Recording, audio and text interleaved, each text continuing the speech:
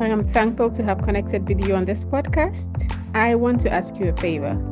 Please do subscribe, and by doing that, you help us to bring on many wonderful guests that we can all learn from, grow, and make an impact. Thank you so much, Okay. Bunmi Obateru, for joining us on Immigrants Making an Impact, the podcast. Bunmi is an educator, a researcher, and innovative leader. We are so glad you are here. Please tell us a bit more about yourself. Thanks for having me, Mommy. It's an honor and a pleasure to be part of this podcast. As you had said, I am a researcher. I am a post-secondary college instructor at one of the largest city colleges in Canada. The majority of my learners or students are international students and learners. And I've learned a lot about their experiences. And one of the reasons I could connect with my students slash learners is the experiences I had with my parents. My parents were international students in the 70s. And when I saw or I observed my students' lives and their lived experiences, it's very easy for me to connect their lived experiences with what I experienced as a second generation Canadian. So that was how I realized that there was something here, right? That there was a connection in that relationship. Fantastic. So your parents are immigrants and you were born in Canada. So it's complex. I'll say this. Grew up in Montreal in the 70s while my parents were students. And so we went back to Nigeria for 7 years as a child. So I lived in Nigeria for 7 years, and you probably can hear a hint of Nigeria in my voice as I speak. Absolutely. And that's one of the gifts that Africa gave me. It's one of the legacies. It reminds me that I was there for 7 years as a child. I learned the language, and here I am today. Great. We'll talk about your experiences back home in Africa, Nigeria. So let's move on to growing up as an immigrant child, like your parents are immigrants. What Yes. were some of your challenges with cultural stereotypes and being in school and, some immigrants or children of immigrants that I've spoken to, many of them share their challenges with the pressure to perform and so many other things. Tell us about your journey growing up. Some researchers would call me a third culture child. And as many of us, not just Black second generationers, but immigrants in general, and our parents are baby boomers. I'm a Gen Xer, by the way. The common refrain is work twice as hard as everybody else, or work 10 times as hard as anybody else. Every daughter, son of an immigrant has heard this, regardless of ethnic background. And that's how I grew up too. That became the dogma in my home. Work twice as hard as anybody else, or work 10 times as hard as everybody else. So that was something which we grew up with from the get-go. And I also have my own standards of excellence that I developed. And so it's pressure. However, in my case, it was positive pressure. It was positive pressure. And that refrain of working hard, excellence, I feel is something I see in immigrants coming to this great country as well. That drive. Yeah, so it passed from one generation to the other. So we've talked about the pressure to perform. And let's talk about growing up between two cultures. So you have your own cultural identity. And I mean, you may be raised up with some of your cultural doings, and then coming to live in Canada, there's also a way of life culturally. Yes. So torn between these cultures, how is it like growing up? Wow. It's so here I'll give you an example. Lived most of my life in Canada, in the Western world, and 7 in Nigeria, which were during my formative years. So making me what we call a third culture child. Now, I'll tell you what a typical day is like for me to give you an understanding of how I need to weave and maneuver between cultures. So when I'm with Yoruba community, which is my ethnic community, my tribe, they see me as Canadian, right? Uh, and then when I'm with a Nigerian crowd, I mean, Nigeria has at least 250 different ethnic groups.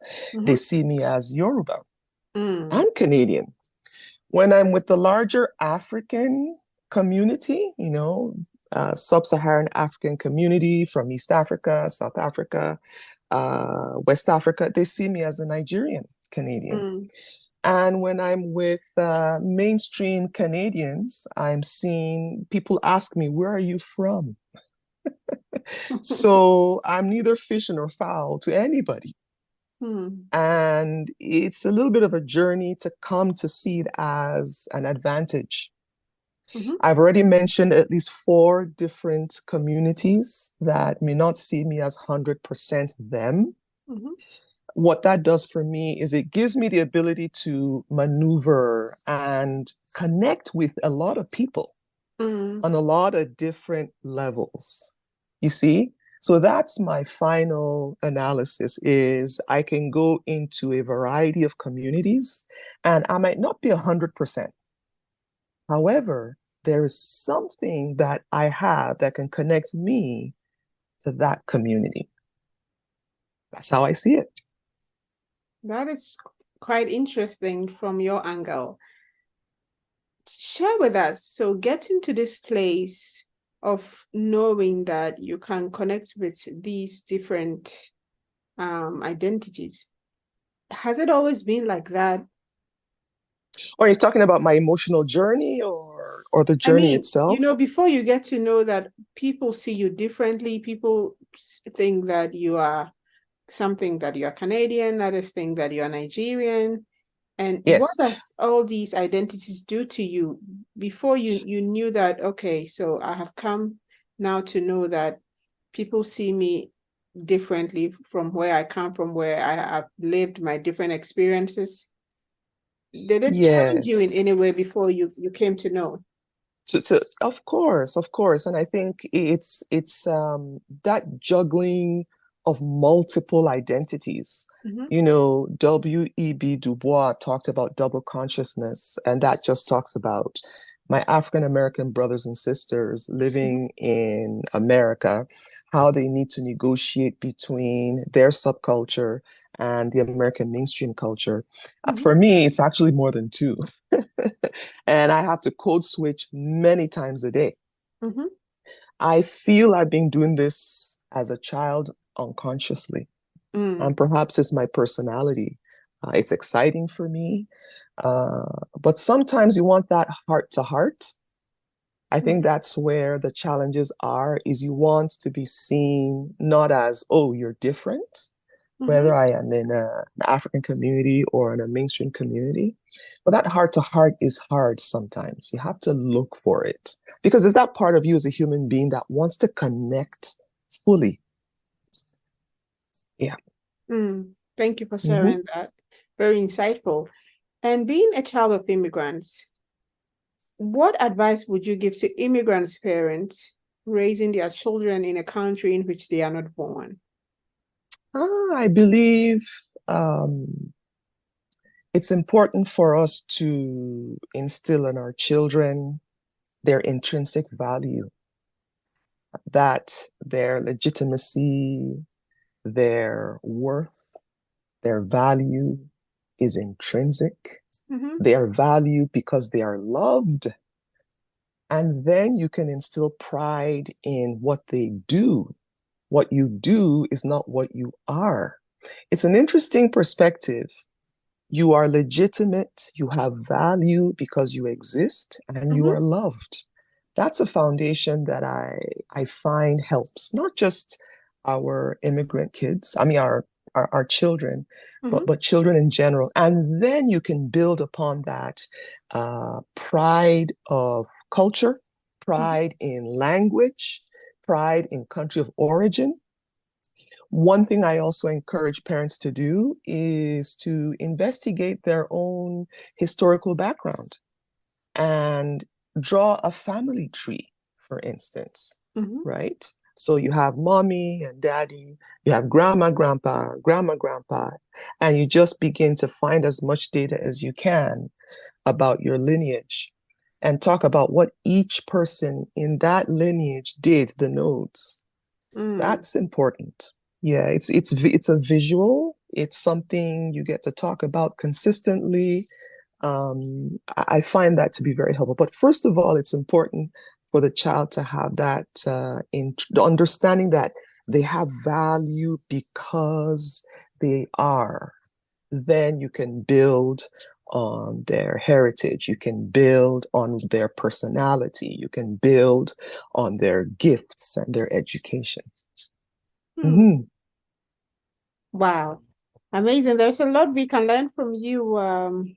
But looking at your background as an educator, researcher, I think that you also share that powerful stories transmit complexities into the relatable. Could you tell us the importance of sharing our stories, especially as immigrants? You know, Tales by Moonlight, anybody? We come from a people, you and I come from a people that are mostly oral historians. Mm-hmm. So perhaps it's in the blood, right? Maybe it's genetic. We are always telling our stories. We're always telling stories. We listen to stories from our mother. We listen to stories from our grandparents, from our great grandparents. So those 7 years in Nigeria, I got really immersed into that oral culture. Mm-hmm. It's through our oral culture that our history resides. You know, for instance, in drawing my own family tree, all I need to do is visit the oral historian or ask the oral historian in my family line, and he would recite the oral history of my family. And from there, I begin to understand my generational lineage. Mm. So, storytelling is something which you and I do. We've been doing it for centuries. And so, why not now? We've been doing it for centuries, so why not now? Excellent. Mm-hmm. Uh-huh. Let's talk about immigrant entrepreneurship. I am a fan. I believe that every immigrant should pursue entrepreneurship. I think that immigrants are naturally born entrepreneurs. So since entrepreneurship and immigrant entrepreneurship is a field that you have dived into or you are still researching on and also know more about, please tell us a bit more about that. My great grandmother was one of the few women in my village, Midwest Nigeria, to own 100 pounds. And this was before World War II. Mm-hmm. How many times you hear history like that? No. Not only is immigrant entrepreneurship important, it's also a way for us to tell our stories and to share with the world that we are very much like everybody else who has dreams and aspirations. We have a pride as entrepreneurs. We have always been entrepreneurs. I can go back in my lineage and the women from my mother's side, my father's side were entrepreneurs. My mother is an entrepreneur. My father is an entrepreneur. My Mm. siblings are entrepreneurs. Mm-hmm. There's something about that I'm still looking into. What is it about entrepreneurship that appeals to us? There are two sides. Mm-hmm. There's where you become an entrepreneur because you are pulled into it, which means you have that desire to innovate. Mm-hmm. You have that desire to innovate and you become an entrepreneur. You go through that difficult process because of that drive you have. Mm-hmm. There are many immigrants that do that. And then there's when we're pushed into entrepreneurship, which is we become entrepreneurs out of necessity, Mm-hmm. either to augment our income or because we see a problem in our small communities that needs to be addressed. Mm-hmm. And so we're pushed, where it's almost like we're forced. We don't have a choice but to become entrepreneurs. Mm-hmm. And one of the recent studies in Alberta is showing us that it's 50-50 Mm-hmm. when it comes to immigrant entrepreneurs in Alberta's Black community. So it's important to know the difference. Why are you an entrepreneur? Why are you an immigrant entrepreneur? It's not as an easy the question to answer. But those are two aspects of immigrant entrepreneurship. So you can ask the question, why are you starting your own business? Is it because you're driven? And typically people who are pulled into entrepreneurship are people who have been buying and selling since they were young kids, right? They've been, even before they come into their host country, they have some kind of experience buying and selling, trying and failing and trying again. That's an entrepreneur that's pulled into entrepreneurship. However, the entrepreneur that's pushed into entrepreneurship may have that pull aspect. But what we're seeing is because credentials aren't recognized to the level we would like them to be, people tend to look for survival jobs, survival employment, and then have their side hustle. Yeah. Okay, you have given us a whole new twist as a researcher, and that is really insightful. Wonderful. Could you share with us how we can all become masters of our circumstances? It goes back to understanding that your value is in the fact that you just have intrinsic value and you build on that. You have intrinsic value as a human being. Understand that you're loved. Find out where those who love you are. Lean into that. Understand your personality. Understand your skills. Understand the experiences you bring. And you need to consistently remind yourself several times a day. You do. You need to remind yourself of what's going well in your life. And this goes back to emotional intelligence, right? Remind yourself about what you're thankful for, what you're good at, your accomplishments, what makes you excited. Those are things that are important to have in the back of your mind. In fact, you should be able to talk about 3 things that you're grateful for at any point in time, or 3 things that you're very good at. You should be able to talk about that at any point in time. That's what can keep you in a grateful mindset. And when you're in that grateful mindset, you're really alert for opportunity. You're alert for opportunity. So that's my advice. It's something that if I were to ask you, I'm sure you'd be able to answer the question. But in my life, when you ask people, what are 3 things you're thankful for? It takes about a minute for them to figure that out. Or what are 3 things you're really, really good at? It takes them a while. Or what are your accomplishments? And all of a sudden we become humble.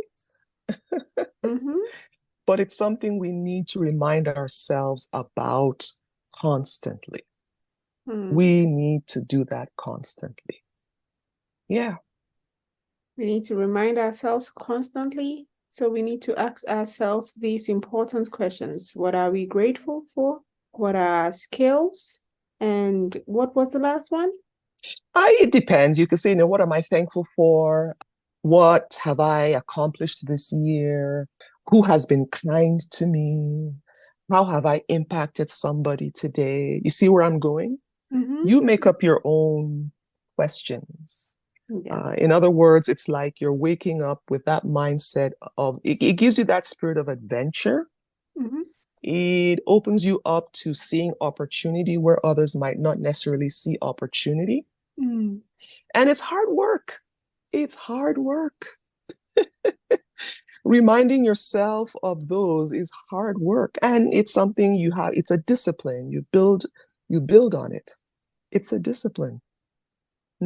Well said. Tell us about the impact that you are making in your community. I think that if we were to summon your community members and ask them about how you are blessing their life, they could go on and on. So tell us about that. I'm relatively new in this field of research. I'm less than 5 years old in this world. Perhaps in 5 years, I could be able to give you a better answer. However, because of where we are in history, I would say my goal has been to change the narrative.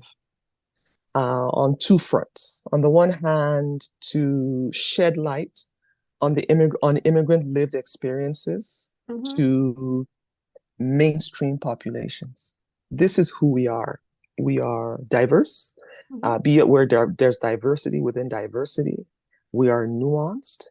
And actually, we're very much a lot like everybody else in many ways. And on the other hand, I like to change the narrative with the members of my community, members of the immigrant Black community, members of the immigrant community, to understand that they can come out of their communities and engage with the mainstream meaningfully. And that they are a lot more alike with the mainstream than they realize. So it's a double-pronged approach. The inside out and the outside in, changing narratives. Thank you for the work that you do. And remember that we are cheering you on as a community. And whenever you need help and support, reach out to us. Thank you. Thank you. Love that. Pleasure speaking with you. I love your questions. They make me think. And that's high praise coming from an academic and a researcher. The questions were provocative, respectful, insightful, deep. You ask questions that I have to admit I haven't asked myself before. So thank you for taking my mind and emotions to a different place. I appreciate that. That is so sweet. Thank you. And we are not yet done. Please finish this sentence for us. Immigrants are the future. Immigrants are the future. Yeah, we are the future. Wow. Well said. We couldn't have ended this conversation better. So thank you so much, Bunmi Obateru, for coming. You're very welcome.